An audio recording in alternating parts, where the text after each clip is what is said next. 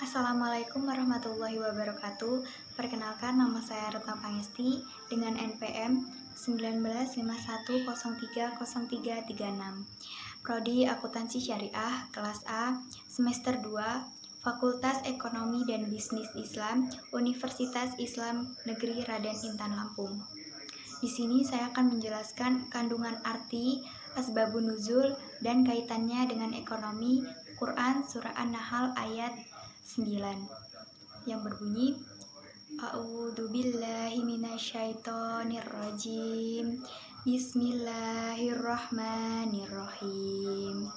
Wa 'alallahi qasdus sabili wa minha jair walau syaa lahadakum ajmain, yang artinya dan hak Allah menerangkan jalan yang lurus, dan di antara jalan tersebut ada jalan yang menyimpang.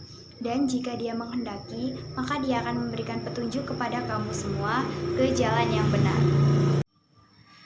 Kandungan arti dari Quran Surah An-Nahl ayat 9 ini yaitu Allah menerangkan jalan-jalan yang dipertemukan untuk menuju kepadanya. Maka Allah berfirman, wa 'alallahi qasdus sabili, dan hak bagi Allah menerangkan jalan yang lurus, yaitu jalan kebenaran yang menuju kepadanya. Karena sesungguhnya Allah Ta'ala telah memberi kabar bahwa di sana banyak jalan yang ditempuh untuk menuju kepadanya, tapi tidak satu pun dari jalan-jalan itu menuju kepadanya, kecuali jalan-jalan yang hak, yaitu jalan yang Allah disyariatkan dan meridhoinya. Jalan selain jalan itu adalah menyimpang, dan amal perbuatan yang dilakukan di dalamnya ditolak. Maka dari itu Allah Ta'ala berfirman, wa minha jairun, dan di antara jalan-jalan ada yang menyimpang. Maksudnya melenceng, miring, dan menyimpang dari kebenaran.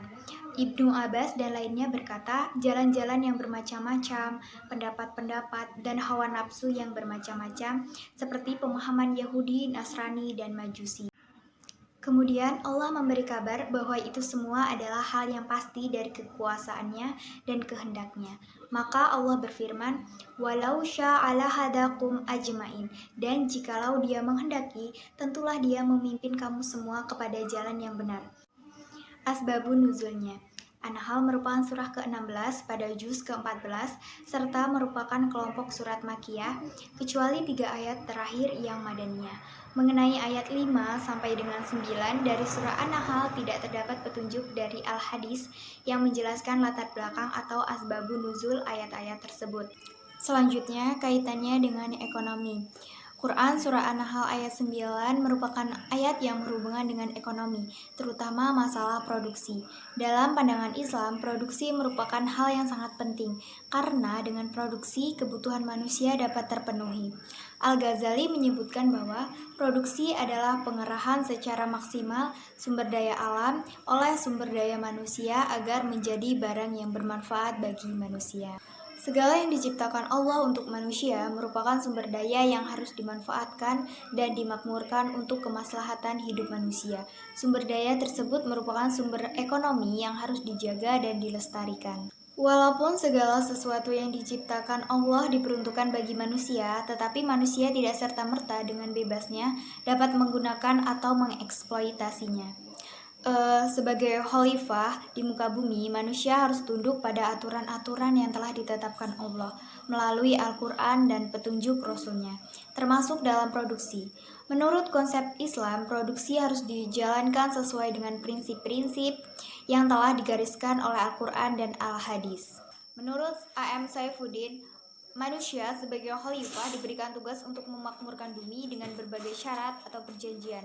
Di antaranya, manusia haruslah mengadakan ta'awun, saling menolong, takaful, kerjasama, kewajiban berlaku sederhana yaitu menghindari bentuk pemborosan atau penghamburan harta dan penggunaan yang tidak semestinya dalam mendayagunakan rezeki Allah. Selain itu, manusia di dalam usaha disyariatkan menumbuhkan dan memperbanyak harta, namun tidak menimbulkan kerugian bagi pihak lain dan dilakukan dengan cara yang baik dan halal. Muhammad Al-Mubarak menjelaskan prinsip-prinsip produksi yang perlu diperhatikan dalam produksi antara lain. Yang pertama, dilarang memproduksi dan memperdagangkan komoditas yang tercela karena bertentangan dengan syariah haram.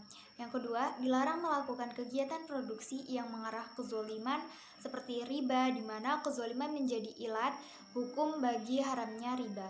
Yang ketiga, segala bentuk penimbunan terhadap barang-barang kebutuhan bagi masyarakat adalah dilarang sebagai perlindungan syariah terhadap konsumen dan masyarakat. Yang keempat, memelihara lingkungan. Sedangkan menurut Muhammad Hidayat bahwa prinsip produksi dalam ekonomi Islam berkaitan dengan maqasid al-syariah. Yang pertama, kegiatan produksi harus dilandasi nilai-nilai Islam dan sesuai dengan maqasid al-syariah.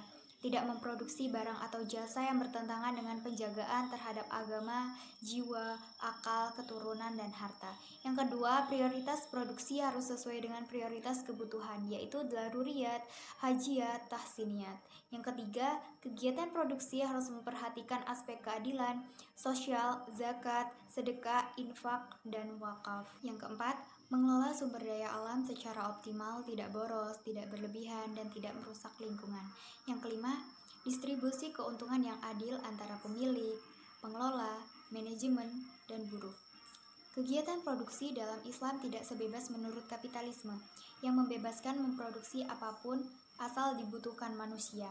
Kebutuhan produksi dalam Islam tidak hanya didasarkan atas kebutuhan manusia saja, melainkan harus didasarkan atas petunjuk syara. Jadi, produk-produk yang dihasilkan haruslah barang-barang yang halal menurut syariah. Dalam Quran Surah An-Nahl yang membahas tentang ekonomi adalah ayat 5-9. Ayat-ayat tersebut menjelaskan mengenai nikmat yang diberikan Allah kepada manusia. Nikmat itu berupa berbagai manfaat dari hewan ternak, diantaranya sebagai makanan, menghasilkan minuman, perhiasan, dan alat transportasi. Nikmat itu harus disyukuri oleh manusia dengan memanfaatkannya sebaik mungkin sesuai dengan yang disyariatkan dalam Al-Quran dan Al-Hadis. Ayat tersebut juga mengandung arti bahwa manusia diberikan kewenangan untuk mengeksploitasi alam ini untuk memenuhi kebutuhan hidup manusia itu sendiri dengan berbagai syarat, yaitu manusia haruslah mengadakan ta'awun, saling menolong, takaful, kerjasama, kewajiban berlaku sederhana yaitu menghindari bentuk pemborosan atau penghamburan harta dan penggunaan yang tidak semestinya dalam mendaya gunakan rezeki Allah. Selain itu, manusia di dalam usaha disyariatkan menumbuhkan dan memperbanyak harta, namun tidak menimbulkan kerugian bagi pihak lain dan dilakukan dengan cara yang baik dan halal. Sekian penjelasan mengenai Quran Surah An-Nahl ayat 9. Saya akhiri, wassalamualaikum warahmatullahi wabarakatuh.